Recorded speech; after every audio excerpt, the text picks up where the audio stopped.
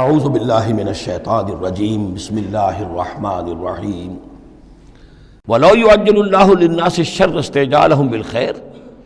اگر اللہ تعالیٰ لوگوں کے لیے خرابی میں، شر میں بھی اتنی ہی جلدی کرتا جتنی کہ وہ چاہتے ہیں خیر میں۔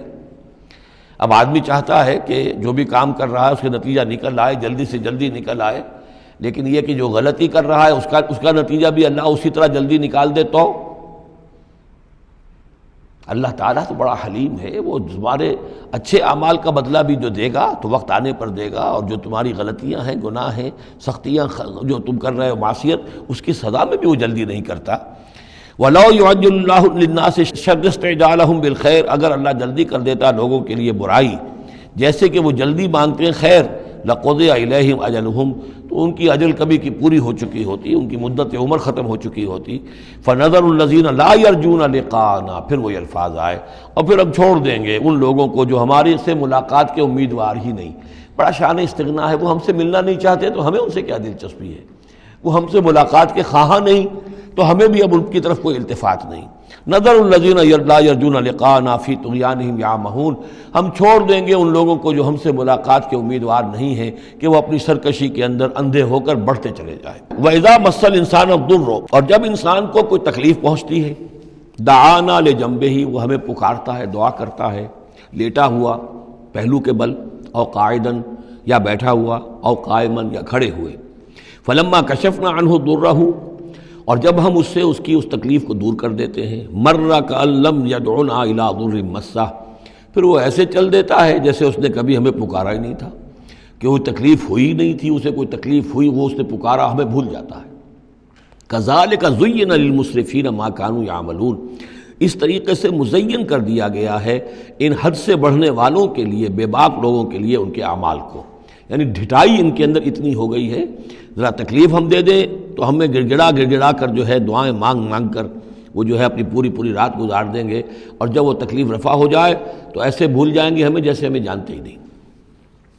وَلَقَدْ أَهْلَكْنَا الْقُرُونَ مِن قَبْلِكُمْ، اور ہم نے تم سے پہلے بھی بہت سی نسلوں کو اور قوموں کو ہلاک کیا، لما ظلموا، جب انہوں نے گناہ کی روش اختیار کی، ظلم کا رویہ اختیار کیا، وَجَاءَتْهُمْ رُسُلُهُم بِالْبَيِّنَاتِ، اور ان کے پاس بھی آئے تھے ان کے رسول بینات لے کر، واضح تعلیمات لے کر، وَمَا كَانُوا لِيُؤْمِنُوا، لیکن وہ نہیں تھے ایمان لانے والے، كَذَلِكَ نَجْزِي الْقَوْمَ الْمُجْرِمِينَ، اسی طرح ہم بدلہ دیا کرتے ہیں مجرم لوگوں کو۔ ثُمَّ جَعَلْنَاكُمْ خَلَائِفَ فِي الْأَرْضِ مِن بَعْدِهِمْ، پھر ان کے بعد ہم نے تمہیں زمین میں ان کا جانشین بنا دیا، لِنَنظُرَ كَيْفَ تَعْمَلُونَ، تاکہ ہم دیکھیں کہ تم کیا کرتے ہو۔ یعنی یہ کہ یہ زندگی جو ہے دنیا کی انفرادی سطح پر بھی ہر شخص جو ہے قلزم ہستی سے تو ابرا ہے مانند حباب، اس زیاں خانے میں تیرا امتحان ہے زندگی، تو ہر شخص جو ہے 30 40 50 60 70 برس کا امتحان دے رہا ہے، اور قومیں ہوتی ہیں، امتیں ہوتی ہیں، وہ بھی ایک مجموعی اور ایک طویل حساب کے ساتھ جو ہے ان کا بھی آزمائش کا دور ہوتا ہے، ان کی بھی آزمائش ہو رہی ہے۔ ثم جعلناکم خلائف فی الارض من بعدہم لننظر کیف تعملون واذا تتلی علیہم آیاتنا بینات، اور جب ان کو پڑھ کر سنائی جاتی ہیں ہماری روشن آیات، قال الذین لا یرجون لقاءنا، پھر وہی لفظ آ گیا، کہتے ہیں وہ لوگ کہ جو ہم سے ملاقات کے امیدوار نہیں ہیں۔ جب ہم سے ملاقات کے امیدوار نہیں، ہماری آیات کی طرف متوجہ نہیں، استہزاء کرتے ہیں، ان کو سنجیدگی سے سننے کی کوشش ہی نہیں کرتے، وہ کیا کہتے ہیں، ائت بقرآن غیر ھذا او بدلہ، اے محمد اس قرآن کے سوا کوئی قرآن آپ پیش کریں یا اس میں کوئی ترمیم کریں۔ اٹس ٹو ریجڈ، یہ تو بہت سخت ہے، آخر ہماری بھی کوئی بات مانی جانی چاہیے، کوئی کمپرومائز ہونا چاہیے، کچھ گیو اینڈ ٹیک ہونا چاہیے، کچھ ہمارے معبودوں کو آپ مانیں، کچھ ہم آپ کی باتیں مان لیں، کوئی نہ کوئی مصالحت کی روش ہونی چاہیے۔ یہ قرآن تو بالکل ان کمپرومائزنگ ہے، بہت ریجڈ ہے۔ ائت بقرآن غیر ھذا، اس کے علاوہ کوئی قرآن لائیے تو ہم مان لیں گے، او بدل ہو، یا اسی میں کوئی ترمیم کر لیجئے، تھوڑی بہت چیزیں نکال دیجئے اس میں سے۔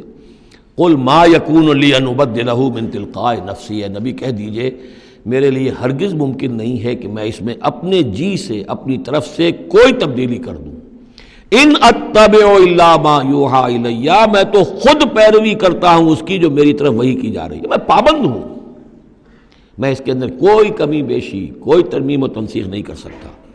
انی اخاف ان عصیت ربی عذاب یوم عظیم، مجھے خود ڈر ہے اگر میں اپنے پروردگار کی نافرمانی کروں گا تو ایک بڑے دن کے عذاب کی پکڑ میں آ جاؤں گا۔ قل لو شاء اللہ ما تلوتہ علیکم، ان سے کہیے دیکھو اگر اللہ چاہتا میں یہ قرآن اس کو تمہیں پڑھ کر نہ سناتا، ولا ادراکم بہ، نہ میں یہ تم تک پہنچاتا، تمہیں واقف کراتا اس سے، فقد لبثت فیکم عمرا من قبلہ، تو اس سے پہلے بھی میں تمہارے درمیان ایک عمر گزار چکا ہوں، 40 برس تمہارے مابین رہا ہوں، میں نہ کوئی شاعر تھا نہ ساحر تھا، نہ میں نے کہیں کوئی مراقبے سیکھے، نہ کہیں کہانت جا کر سیکھی، میں نے کہیں بھی میری اس طرح کی کوئی دلچسپی رہی ہے تمہارے علم میں ہے کہیں میں نے کوئی مشق کی ہو؟ اگر کوئی شخص ادیب بننا چاہتا ہے تو بہرحال کوئی مشق کرتا ہے، کوئی شعر کہنا چاہتا ہے تو مشق کرتا ہے، پھر رفتہ رفتہ منج جاتا ہے، اس کی صلاحیتیں نکھر جاتی ہیں۔ تم نے میں نے پوری 40 برس کی زندگی میں کوئی ایسی شے دیکھی؟ قد لبثت فیکم عمرا من قبلہ، اس سے پہلے میں تمہارے درمیان ایک عمر گزار چکا ہوں، فلا تعقلون، تو کیا عقل سے کام نہیں لیتے؟ فمن اظلم ممن افترى علی اللہ کذبا، تو کون بڑھ کر ظالم ہوگا اس سے جس نے اللہ کی طرف جھوٹ بات منسوب کی؟ یعنی اگر یہ قرآن جو میرے پاس آ رہا ہے اللہ کی طرف سے نہیں ہے اور میں گھڑ کر پیش کر رہا ہوں تو مجھ سے بڑھ کر ظالم کوئی نہیں، مجھ سے بڑا گناہ گار کوئی نہیں۔ لیکن دوسری طرف اوکذب بآیاتہ، اور اگر یہ واقعتاً اس کی آیات ہے تو جو ان کو جھٹلا دے گا اس سے بڑا ظالم کوئی نہیں۔ تو یہ دونوں چیزیں جو ہیں برابر کی چوٹ اب آ گئی ہیں، اب ہر شخص کو دیکھنا ہے کہ وہ کیا روش اختیار کر رہا ہے۔